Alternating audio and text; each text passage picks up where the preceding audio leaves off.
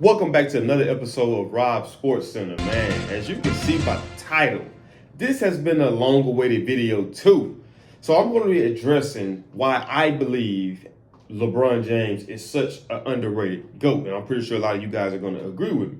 So I was having a conversation with a guy, with a coworker, and I was just talking about LeBron. I was like, man, you know what?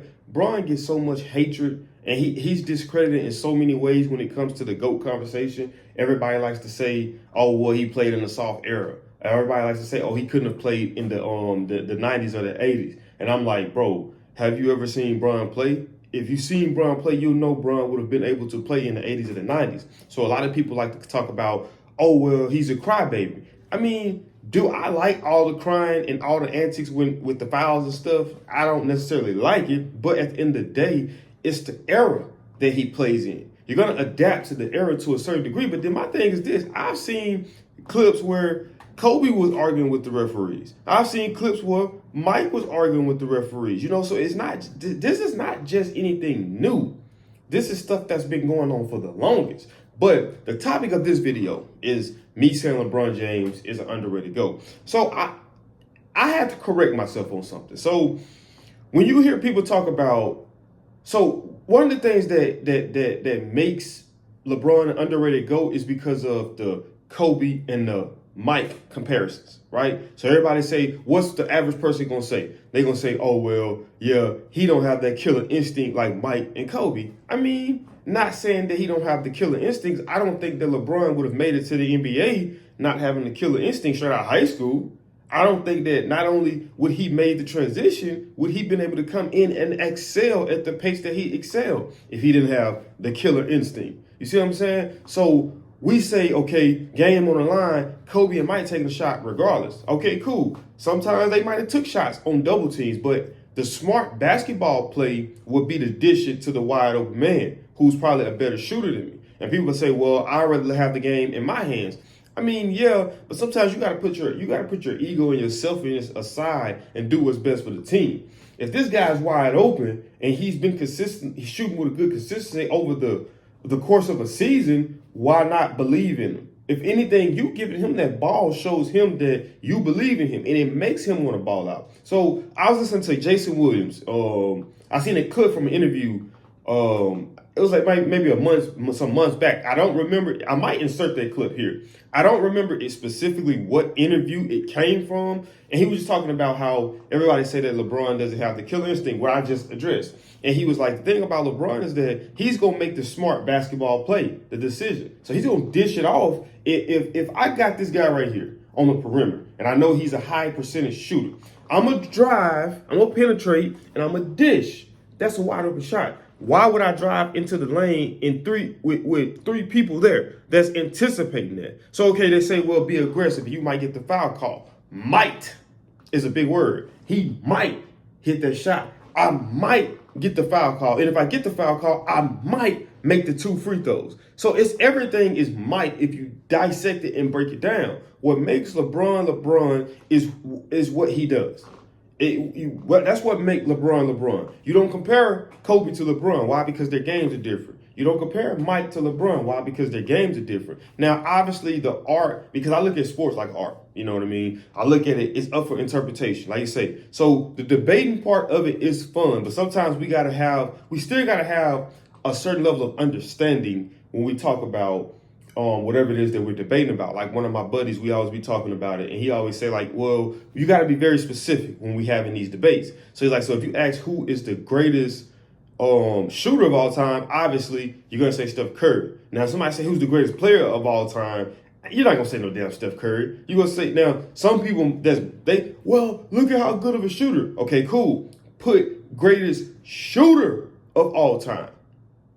Not the greatest player of all time, greatest shooter of all time. Some people say Kobe is the greatest scorer all around of all time. And some people say that LeBron is the best all around player. You know what I mean? So you can have, we have to be very specific when we have these conversations. You know what I mean? But you're trying to compare, like if you're going based off of what it is that you prefer in your athlete or what you like about Mike and Kobe, right? LeBron would never live up to that standard. You would never appreciate LeBron. You would never value LeBron because you study upholding him to this standard. Now, if you say, okay, you know what, Mike and Kobe here, that's what I prefer.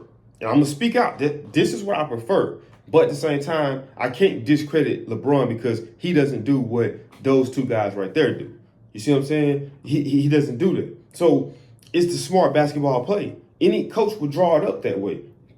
Our best player, either if you get a one-on-one look, we're going to exploit it. But if not, if we're anticipating they're going to double team you, we're going to try to figure out some type of plan to put you in a situation where you're crossing territory in terms of what they're trying to stop and dish it out, especially if you got nothing but shooters around you. That's just like the game in the spurt when he played against the Heat. They get the rebound. Who they hand it to? Ray Allen, one of the best three-point shooters of all time. So you mean tell me that just for the sake of saying if I'm LeBron, my legacy, I have to win. I have to take a low percentage shot and make it, and y'all still gonna have some smart to say for me to be considered in that category. Why not give the ball to one of the greatest shooters of all time and allow him to capitalize just as such? You see what I'm saying? So a lot of times we don't put LeBron in a fair situation, and we don't give LeBron the credit that he deserves. Like, don't get me wrong.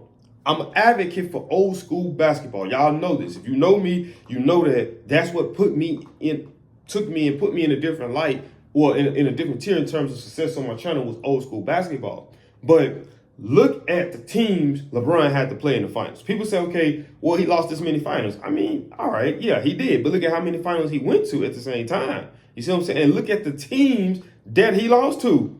Two of them was to the Golden State Warriors, the Justice League, Thanos with all the Infinity Stones. Like, who was going to beat that team, realistically? And it was so crazy. And that goes to show you how much of a GOAT LeBron really is, because people really expected him to beat that team. Me being one of them at the time, because I didn't value and appreciate LeBron. Now I value and appreciate him because I became a pugilist of the sport of basketball, of what I'm choosing to address. But I'm a pugilist of, multiple, but for this one specifically for basketball. So now I'm able to appreciate the fact that this dude is great, and we can't discredit him for that. You know what I mean? We can't discredit him for that at all. Like, even like, I see some people, they get mad and they say, well, when he do like the little crown, he put the crown on his head, and they say, a real king shouldn't do it. The people should do it. Well, the people did give him the name King James, and he did live up to the name, and so it's just like with LeBron, it's just so much hatred for him that nothing he does. It's like even with his ring, the ring when he won with the Lakers, they like to say, "Oh, it was a bubble ring, it don't count." When did that stop counting? If it would have been somebody else that won it, y'all would have gave it to him. But the fact that it's LeBron, he don't get that credit, right? Skip Bayless, you one of the ones that started all this stuff too, man. You one of the ones that started all this LeBron hate. But like I said, man, that video, I'm gonna dive a little deeper into it in the future. But that was just on my brain. And I was like, man, let me just get out and put this on camera, because this was a conversation I had. I want to say, man, probably it went a month ago, but a couple weeks ago, because we was talking about the Olympics and stuff like that.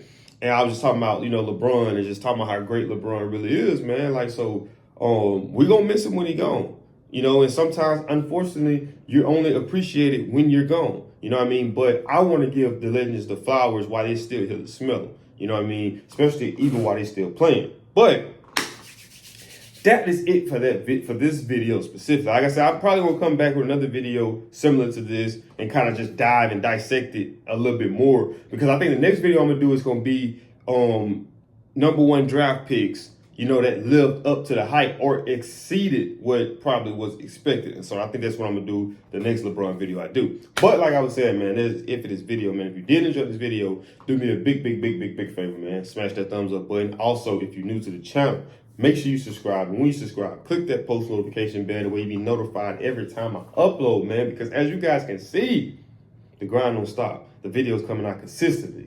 So you want to make sure that you're prepared. Like how you get the tornado warning, they saying take cover or have a plan in action. You want to make sure that you got a plan in action. You got your popcorn ready, whatever it is you want ready to watch my video so you can get the best sports analysis on YouTube. Not just YouTube, but the world, man. The world. But I'll see y'all in this video, man. Stay tuned. I'm out this thing. Peace.